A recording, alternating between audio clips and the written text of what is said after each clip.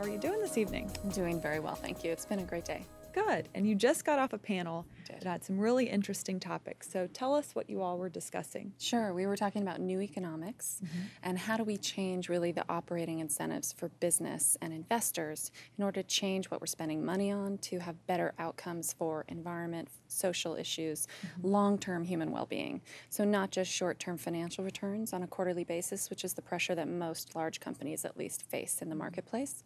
So it was a great discussion. It was a mix of academic perspectives, a lot of research, as well as very practical perspectives from investors, from corporate advisors, and others. So it was a good panel. And this is what you do is consult to businesses and governments and nonprofits about, exactly that. Is that true? Yes, I do. So I work a lot with companies who are leading in this arena, who are really getting out there to test what's possible, given their operating environment, given their business model, how they can lead on addressing the world's problems, primarily energy and environmental problems is my focus, but also broader inequality, poverty alleviation, and how business can be a contributor to solving those problems through their business operations, as well as their ability to communicate and market and engage and inform the public. I really enjoy that work as well. So it's corporate strategy as well as communication strategy.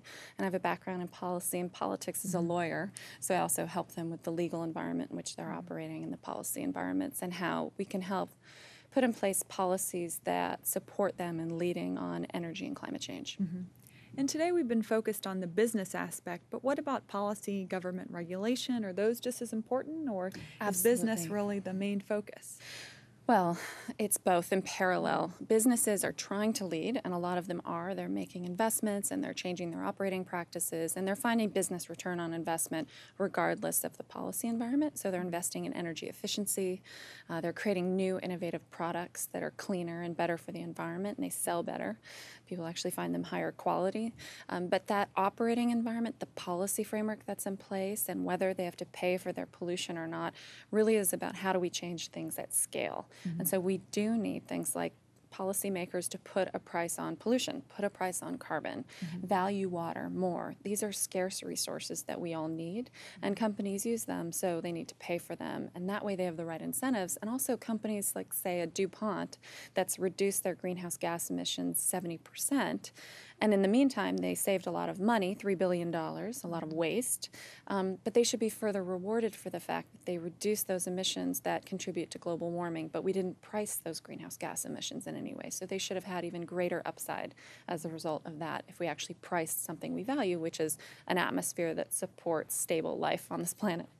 You're exactly right. You have it right on. Thank you. And so what do you hope to take away from today, Business Climate? Sure. I think for me, it's inspiration of new strategies, new innovations, a reminder about scale. The Carbon War Room participants are great about reminding us of really how fast and how deep we have to go as far as reducing the amount of pollution that we cause for every dollar that we spend in our economy, but also excitement about new technologies and new business models that we can apply to actually get there. Not immediately, but we can get there.